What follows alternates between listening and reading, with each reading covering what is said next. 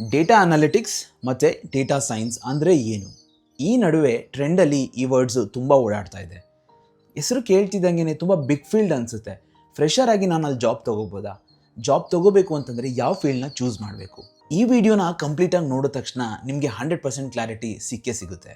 ಮತ್ತೆ ಯಾಕ್ತಲ್ಲ ಶುರು ಮಾಡೋಣ. ಎಲ್ರಿಗೂ ನನ್ನ ಚಾನಲ್ಗೆ ಸ್ವಾಗತ.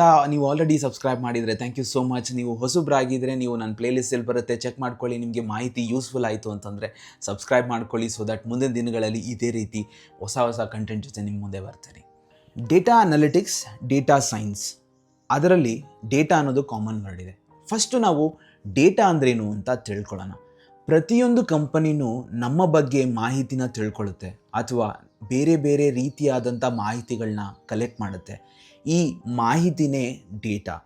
ಈ ಡೇಟಾ ಎಷ್ಟು ಪವರ್ಫುಲ್ ಅಂತಂದರೆ, ಈ ಡೇಟಾಯಿಂದನೇ ನಾವು ಮುಂದೆ ಯಾವ ಥರ ಬಿಸ್ನೆಸ್ನ ಮಾಡ್ಬೋದು, ಯಾವ ಥರ ಡೆಸಿಷನ್ನ ತೊಗೋಬೋದು, ಯಾವ ಪ್ರಾಡಕ್ಟ್ಸ್ಗೆ ನಾವು ಕಸ್ಟಮರ್ಗೆ ಆಫರ್ನ ಕೊಡ್ಬೋದು ಅನ್ನೋದು ಡಿಸೈಡ್ ಮಾಡ್ತಾರೆ. ಸುಮ್ಮನೆ ಹಾಗೆ ನಿಮಗೆ ತಿಳಿಸೋದಾದರೆ, ನೀವು ಯಾವುದಾದ್ರೂ ಒಂದು ಶಾಪಿಂಗ್ ವೆಬ್ಸೈಟ್ಗೆ ನೀವು ಏನು ಹುಡುಕ್ತೀರಾ ಅದನ್ನು ನೋಡಿದ್ರೆ ಕಂಪನಿ ಆ ಡೇಟಾನ ಕಲೆಕ್ಟ್ ಮಾಡ್ಕೊಳ್ಳುತ್ತೆ. ಅದಾದ ನಂತರ ಇಮಿಡಿಯೇಟಾಗಿ ನಿಮಗೆ ಅದೇ ರಿಲೇಟೆಡ್ ಡೇಟಾನ ಕೊಡ್ತಾ ಹೋಗುತ್ತೆ. ಸೊ ನೀವು ನೋಡಿರ್ತೀರ, ಯಾವುದೋ ಒಂದು ಫಾರ್ ಎಕ್ಸಾಂಪಲ್ ಒಂದು ಶೂನ ಸರ್ಚ್ ಮಾಡಿರ್ತೀರ, ಇಮಿಡಿಯೇಟಾಗಿ ನಿಮಗೆ ಬೇರೆ ಬೇರೆ ರೀತಿಯಾದಂತಹ ಇನ್ನು ಫ್ಯಾನ್ಸಿ ಆಗಿರುವಂತಹ ಶೂಗಳು ಬರುತ್ತೆ, ಇನ್ನು ಆಫರ್ಸ್ ಬರುತ್ತೆ. ಸೊ ಇದೆಲ್ಲ ಡೇಟಾ ಕಲೆಕ್ಷನ್ ಇಂದನೇ ಆಗೋದು. ನಾವಿವಾಗ ಡೇಟಾ ಅಂದರೆ ಏನು ಅಂತ ತಿಳ್ಕೊಂಡ್ವಿ. ಇವಾಗ ಡೇಟಾ ಅನಾಲಿಟಿಕ್ಸ್ ಅಂದರೆ ಏನು ನೋಡೋಣ. ನಾವು ಸ್ಟೋರ್ ಮಾಡಿರೋವಂಥ ಡೇಟಾನ ಅನಲೈಸ್ ಮಾಡಿ ಅದರಲ್ಲಿ ಯಾವ್ಯಾವ ಥರ ಡೀಟೇಲ್ಸ್ ಸಿಗುತ್ತೆ ಅನ್ನೋದನ್ನು ಹುಡುಕೋದೇ ಡೇಟಾ ಅನಾಲಿಟಿಕ್ಸ್. ನಮ್ಮ ಹತ್ರ ಆಲ್ರೆಡಿ ಸ್ಟೋರ್ ಆಗಿರುವಂತಹ ಡೇಟಾನ ನಾವು ಅನಲೈಸ್ ಮಾಡಿ ಅದಕ್ಕೆ ಒಂದು ರಿಪೋರ್ಟ್ ಜನ್ರೇಟ್ ಮಾಡಿ ಆ ರಿಪೋರ್ಟ್ನ ನಾವು ಬಿಸ್ನೆಸ್ಗೆ ಯೂಸ್ ಮಾಡ್ಕೊಳ್ಳೋದೇ ಡೇಟಾ ಅನಾಲಿಟಿಕ್ಸ್. ಎಕ್ಸಾಂಪಲ್, ಶಾಪಿಂಗ್ ವೆಬ್ಸೈಟ್ನೇ ರೆಫರೆನ್ಸ್ ಆಗಿ ಮುಂದುವರಿಸೋದಾದರೆ ಎಷ್ಟು ಪ್ರಾಡಕ್ಟ್ಸ್ ಸೆಲ್ ಆಗಿದೆ, ಯಾವ ರೀಜನಲ್ಲಿ ಯಾರು ಈ ಪ್ರಾಡಕ್ಟ್ಸ್ನ ತಗೊಂಡಿದ್ದಾರೆ, ಅವರು ಯಾವ ಪ್ರೈಸ್ನ ಹುಡುಕ್ತಾ ಇದ್ರು, ಈ ಥರ ಮಾಹಿತಿಗಳನ್ನ ಅವರು ಸ್ಟೋರ್ ಮಾಡ್ಕೊಂಡಿರ್ತಾರೆ. ಆ ಸ್ಟೋರ್ ಮಾಡಿರೋ ಮಾಹಿತಿನ ಅನಲೈಸ್ ಮಾಡ್ತಾರೆ, ಸೊ ದಟ್ ನಿಮಗೆ ಫ್ಯೂಚರಲ್ಲಿ ಆಫರ್ಸ್ನ ಕೊಡೋಕ್ಕೆ ಹೆಲ್ಪ್ ಆಗುತ್ತೆ ಅವ್ರಿಗೆ.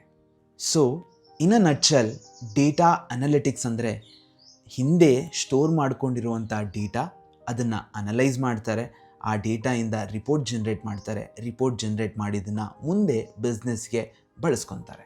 ಇವಾಗ ಡೇಟಾ ಸೈನ್ಸ್ ಅಂದರೆ ಏನು ಅಂತ ತಿಳ್ಕೊಳ್ಳೋಣ. ಡೇಟಾ ಅನಾಲಿಟಿಕ್ಸಲ್ಲಿ ಬಂದಿರುವಂತಹ ಮಾಹಿತಿನ ಅವರು ರಿಪೋರ್ಟ್ ಜನ್ರೇಟ್ ಮಾಡ್ಕೊಂಡ ನಂತರ ಆ ರಿಪೋರ್ಟ್ ಯೂಸ್ ಮಾಡಿಕೊಂಡು ಮುಂದೆ ಯಾವ ರೀತಿ ನಾವು ಕಸ್ಟಮರ್ ಬಿಹೇವ್ ಮಾಡ್ತಾನೆ ಅನ್ನೋದನ್ನು ಪ್ರೆಡಿಕ್ಟ್ ಮಾಡ್ಬೋದು, ಯಾವ ರೀತಿ ಕಸ್ಟಮರ್ಗೆ ನಾವು ಒಳ್ಳೆ ಪ್ರಾಡಕ್ಟ್ಸ್ನ ತಲುಪಿಸ್ಬೋದು, ನಮ್ಮ ಬಿಸ್ನೆಸ್ನ ಹೇಗೆ ಇಂಪ್ರೂವ್ ಮಾಡ್ಕೋಬೋದು ಅಂತ ಫ್ಯೂಚರ್ ಪ್ರೆಡಿಕ್ಟ್ ಮಾಡ್ತಾರಲ್ಲ, ಅದನ್ನು ನಾವು ಡೇಟಾ ಸೈನ್ಸ್ ಅಂತ ಕರಿತೀವಿ. ಡೇಟಾ ಸೈನ್ಸಲ್ಲಿ ಮೋಸ್ಟ್ಲಿ ಫ್ಯೂಚರ್ ಪ್ರೆಡಿಕ್ಷನ್ ಇರೋದ್ರಿಂದ ಕಾಂಪ್ಲೆಕ್ಸ್ ಆಲ್ಗೊರಿದಮ್ಸ್ ಇನ್ವಾಲ್ವ್ ಆಗಿರುತ್ತೆ. ಸೊ ಹಾಗಾಗಿ ಮಷಿನ್ ಲರ್ನಿಂಗ್ ಮತ್ತು ಅಡ್ವಾನ್ಸ್ ಟೂಲ್ಸ್ನ ಸಹಾಯ ಮಾಡ್ತಾರೆ. ಸೊ ಇವಾಗ ನಾವು ಡೇಟಾ ಅನಾಲಿಟಿಕ್ಸ್ ಅಂದರೆ ಏನು ಅಂತ ತಿಳ್ಕೊಂಡ್ವಿ, ಡೇಟಾ ಸೈನ್ಸ್ ಅಂದರೆ ಏನು ಅಂತ ಕ್ಲಾರಿಟಿ ಇದೆ. ಸೊ ಇವೆರಡರ ಮಧ್ಯೆ ಡಿಫ್ರೆನ್ಸ್ ನೋಡೋದಾದರೆ, ಡೇಟಾ ಅನಾಲಿಟಿಕ್ಸಲ್ಲಿ ಪಾಸ್ಟ್ ಡೇಟಾ ಸ್ಟೋರ್ ಮಾಡಿರ್ತಾರಲ್ಲ ಅದನ್ನು ಯೂಸ್ ಮಾಡ್ಕೊತಾರೆ ಮತ್ತು ಪ್ರೆಸೆಂಟ್ ಡೇಟಾನ ಕಲೆಕ್ಟ್ ಮಾಡ್ತಾ ಇರ್ತಾರೆ. ಸೊ ರಿಪೋರ್ಟ್ ಜನ್ರೇಟ್ ಮಾಡಿ ಡ್ಯಾಶ್ಬೋರ್ಡಲ್ಲಿ ಮಾನಿಟರ್ ಮಾಡ್ತಾ ಇರ್ತಾರೆ. ಯೂಶ್ವಲಿ ಬಿಹೇವಿಯರ್ನ ಮಾನಿಟರ್ ಮಾಡ್ತಾ ಇರ್ತಾರೆ, ಹೇಗೆ ನಾವು ಈ ಡೇಟಾ ಇಟ್ಕೊಂಡು ಮುಂದೆ ಬಿಸ್ನೆಸ್ ಮಾಡ್ಬೋದು ಅಂತ. ಇದರಲ್ಲಿ ನಾವು ಮೋಸ್ಟ್ಲಿ ಎಕ್ಸೆಲ್ ಯೂಸ್ ಆಗುತ್ತೆ, ಪವರ್ BI, ಈ ಥರ ಹಲವಾರು ಟೂಲ್ಸ್ಗಳು ಯೂಸ್ ಆಗುತ್ತೆ. ಒಂಥರ ಫ್ರೆಷರ್ ಫ್ರೆಂಡ್ಲಿ ಅಂತ ಹೇಳ್ಬೋದು. ಡೇಟಾ ಸೈನ್ಸ್ ಬಂದು ಕಾಂಪ್ಲೆಕ್ಸ್ ಅಲ್ಗೊರಿದಮ್ಸ್ ಇರುತ್ತೆ, ರಿಸರ್ಚ್ ಬೇಸಿಸ್ ಇರುತ್ತೆ, ಸೊ ಅಡ್ವಾನ್ಸ್ ಟೂಲ್ಸ್ನ ಯೂಸ್ ಮಾಡೋಕ್ಕಿರುತ್ತೆ. ಫ್ರೆಷರ್ ಫ್ರೆಂಡ್ಲಿ ಅಂತ ಹೇಳೋಕ್ಕಾಗಲ್ಲ, ಬಟ್ ಆ ಫ್ರೆಷರ್ಸ್ಗೆ ತುಂಬ ತಯಾರಿ ಬೇಕಾಗುತ್ತೆ ಡೇಟಾ ಸೈನ್ಸಿಗೆ.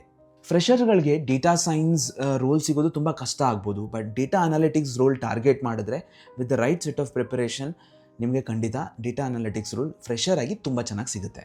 ಫ್ರೆಷರ್ಸ್ಗಳಿಗೆ ಡೇಟಾ ಅನಾಲಿಟಿಕ್ಸಲ್ಲಿ ಜಾಬ್ಗಳನ್ನ ನೋಡುವಂಥದ್ದಾದರೆ business analyst, data analyst, junior analyst, ಈ ರೀತಿ ಹಲವಾರು ಜಾಬ್ಗಳ ಆಪರ್ಚುನಿಟೀಸ್ ಇರುತ್ತೆ. ಅದೇ experience side more on data science ನೋಡುವಂಥದ್ದಾದರೆ ML scientist or data scientist, ಈ ರೋಲ್ಗಳು ಮೋರ್ ಎಕ್ಸ್ಪೀರಿಯನ್ಸ್ಡ್ ಬೇಸಿಸ್ ಮೇಲೆ ಸಿಗುತ್ತೆ. ಯಾರು ಡೇಟಾ ಅನಾಲಿಟಿಕ್ಸ್ನ ಚೂಸ್ ಮಾಡ್ಬೋದು ಹಾಗಿದ್ರೆ ಅಂದರೆ, ಯಾರಿಗೆ ನಂಬರ್ಸ್ ಅಂದರೆ ತುಂಬ ಇಷ್ಟ ಇರುತ್ತೆ. ಬಿಕಾಸ್ ಇಷ್ಟು ಜನ ಈ ಥರ ಮಾಡಿದ್ದಾರೆ, ಸೊ ನಾವು ಈ ಥರ ಅವರಿಗೆ ಈ ಪ್ರಪೋರ್ಷನ್ನ ಪುಷ್ ಮಾಡಬೇಕು. ಅಥವಾ ಯಾರಿಗೆ ಒಂದು ಒಳ್ಳೆ ಪ್ಯಾಟ್ರನ್ನ ಹುಡ್ಕೋಂಥದ್ದಿರುತ್ತೆ based on the data available. ಯಾರಿಗೆ ಎಕ್ಸೆಲ್ ಮತ್ತು SQL ಲ್ಯಾಂಗ್ವೇಜ್ ಮೇಲೆ ಆಸಕ್ತಿ ಇದೆ ಅವರು ಡೇಟಾ ಅನಲಿಸ್ಟ್ ಫೀಲ್ಡ್ನ ಶುರು ಮಾಡ್ಬೋದು.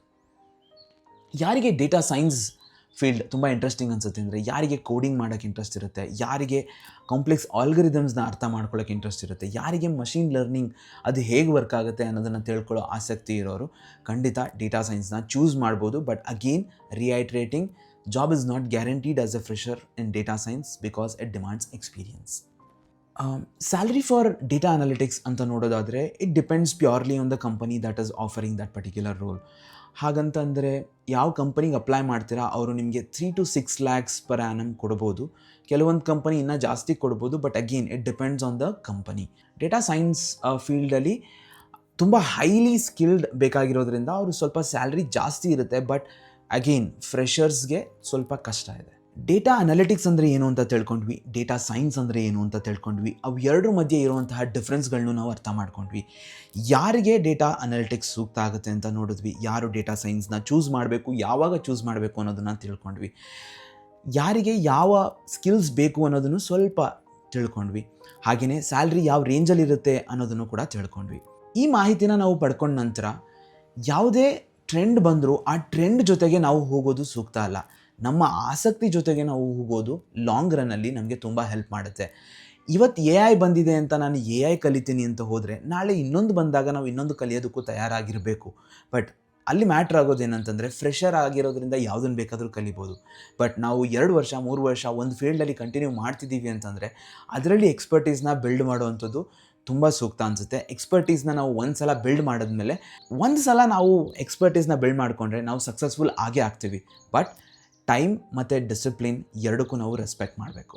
ಇಷ್ಟು ಹೇಳ್ತಾ ಫಿಯರ್ ಬೇಡ, ಆಸಕ್ತಿ ಇದ್ದರೆ ಖಂಡಿತ ಈ ಫೀಲ್ಡ್ನ ಚೂಸ್ ಮಾಡ್ಕೊಳ್ಳಿ ಅಂತ ಹೇಳ್ತಾ ಇಷ್ಟೊತ್ತು ನಾನು ವಿಡಿಯೋ ನೋಡೋದಕ್ಕೆ ತುಂಬ ಹೃದಯದ ಧನ್ಯವಾದಗಳು. ನಿಮಗೆ ಮಾಹಿತಿ ಯೂಸ್ಫುಲ್ ಆಗಿದೆ ಅಂತಂದರೆ ಕಮೆಂಟ್ಸಲ್ಲಿ ನನಗೆ ತಿಳಿಸ್ಕೊಡಿ. ಹಾಗೆಯೇ ಒಂದು ಸ್ಮಾಲ್ ರಿಕ್ವೆಸ್ಟ್, ನಾವು ಕಲಿತಾ ಇದ್ದೀವಿ ಅಂತಂದಮೇಲೆ ಬೇರೆಯವರು ನಮ್ಮ ಜೊತೆ ಕಲೀಲಿ ಅನ್ನೋ ಮೈಂಡ್ಸೆಟ್ನ ನಾವು ಡೆವಲಪ್ ಮಾಡ್ಕೊಳ್ಳೋಣ. ಇಷ್ಟು ಹೇಳ್ತಾ ಇವತ್ತಿನ ವಿಡಿಯೋನ ಇಲ್ಲಿಗೆ ಮುಗಿಸ್ತಾ ಇದ್ದೀನಿ. ಆದಷ್ಟು ಬೇಗ ಮುಂದಿನ ವಿಡಿಯೋದಲ್ಲಿ ನಿಮಗೆ ಇನ್ನಷ್ಟು ಯೂಸ್ಫುಲ್ ಮಾಹಿತಿನ ತರ್ತೀನಿ. Thank you.